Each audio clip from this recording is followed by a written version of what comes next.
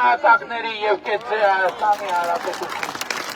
Այս խոսքերով քարոզարշավային բոլոր ելույթները եզրափակող վարչապետին 44-օրյա պատերազմում որդուն կորցրած Մարիամ Վարդանյանն այսօր այդպես էլ մոտենալու հնարավորություն չունեցավ։ Իրավապահներն ու քաղաքացիական պայմանագրի քարոզչախմբի աջակիցներն արգելեցին, որ կինն ասելիքը փոխանցի Նիկոլ Փաշինյանին։ Շոուն, որ կազմակերպել է,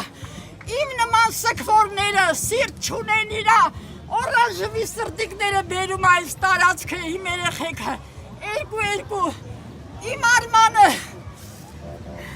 Լուսինը ման իմ թագավոր տղեն, գնաց իր երեխու հետ միասին զոհվավ, տարավ հաստրեց Ջաբրայիլի երեխեքին, չի տարար, այդ Ջաբրայիլ ադրբեջաները չի տարար իմ երեխեքին կոտորեցիր, չի իմ տոնը կանդեցիր, այ, ոչ ու փուչա։ 2020-ի պատերազմում զոհվածի մայրն արդեն 6 տարի է լուր չունի նաև թորանից։ Մարիամ Վարդանյանի թորն անհետ կորած է համարվում 44-օրյայից հետո։ Տիկին Մարիամն այսօր Նյուզեյեմին պատմել էր, առավոտյանն էր լսել իրենց թաղամաս վարչապետ Փաշինյանի այցի մասին։ Նրան տեսնելու էր եկել սև սիրտը ձեռքին, բայց իրավապահներն այդպես էլ թույլ չտվեցին, որ որդեկորույս մոր ձայնը հասնի մի քանի մետր այն կողմ քարոզարշավանող վարչապետին։ Եկել ասկետ ռեկլամանում, որ փազան տրվի։ Այեցին սիրտն աննայեք շողովուր։ Բազիկի սրտիկները ձևական են, ոչ մեկին չի սիրում, ոչ մեկի մասին չի մտածում, հանդիացորն աուզում, չի վայելելու ինքը, երկն այն դադաստան, անեսիրա պատիժը, հանդստացեք, անեսիրա պատիժը, անես, շարդը, անեսի,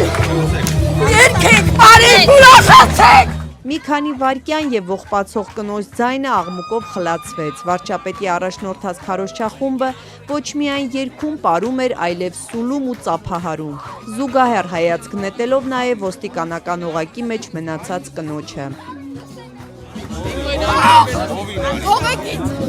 Հողեկին, մի բռինցը ես վատ եմ զգում, մի Որպեսի զոհվածի մորը չհաջողվեր մոտենալ Նիկոլ Փաշինյանի քարոզչախմբին, զգոնությունը չէր կորցնում հատկապես սպիտակ պիջակով մի կին։ Նա ինչ-որ պահի անգամ հրեց պատերազմում որդուն ու թոռանը կորցրած կնոջը, ընթացքում պահանջելով, որ լրագրողը դադարեցնի նկարահանումը։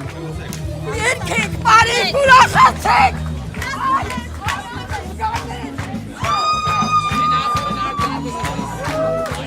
Ավելի ուշ ֆեյսբուքյան օգտատերերն էին պարզել, որ զոհվածի մորը հրողը Անահիդա Գալստյան անունով մի կին է, որի ֆեյսբուքյան էջում նշված է, թե Ստեփանակերտից է։ Նրա էջում տեղադրված են նաև լուսանկարներ, որտեղ կինը ոստիկանական համազգեստով է։ Իսկ Հայաստանի քարտեզը կրծքին ամրացրած քաղաքացիական պայմանագրի մեկ այլ աջակից ավելի հեռուն գնաց, որդեկորույս մորը հարցնելով, թե նրան ինչքան են վճարել։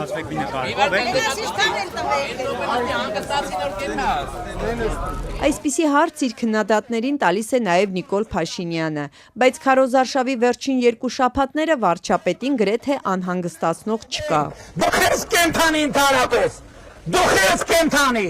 դուք ես կենթանի, որ մի հատ էլ 5000 զոհի մասին եք խոսում, այդ տական։ Արաբկիրում տեղի ունեցած մի քանի միջադեպից հետո ոստիկաններն ու ՊՊԾ աշխատակիցները հոգ են տանում, որ այլախոհները Նիկոլ Փաշինյանին չմոտենան։ Վարչապետն ինքն էլ է արդեն դեմ այդպիսի շփումներին։ Անցած շաբաթ էր հարթակից հայտարարել, երբ հերթական անհամաձայնությանն էր բախվել։ Տիկնոջը ոստիկանությունը եկեք հեռացրեք, հա։ Սա համախոհների հավաք է, եթե համաձայն չեք գնացեք։ Ոստիկանությունը թող հեռացնի տիկնոջ։ Քարոզարշավի 25-րդ օրը Մալաթիա Սեբաստիա վարչական շրջանում պտտվող վարչապետին համակիրները շնորհավորելու առիթ ունեին։ Նիկոլ Փաշինյանն այսօր Թաթայի 16 տարեկան եմ դարձել երգի ներքո տոնում էր 51-ամյակը։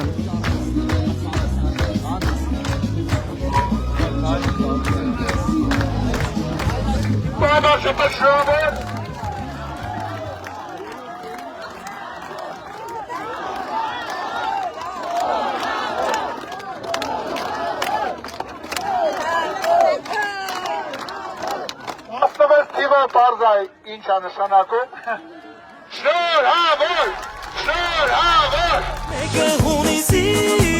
Օրվա ավարտին արդեն Նիկոլ Փաշինյանը Հյուսիսային պողոտայում էր երեխաներին շնորհավորելու։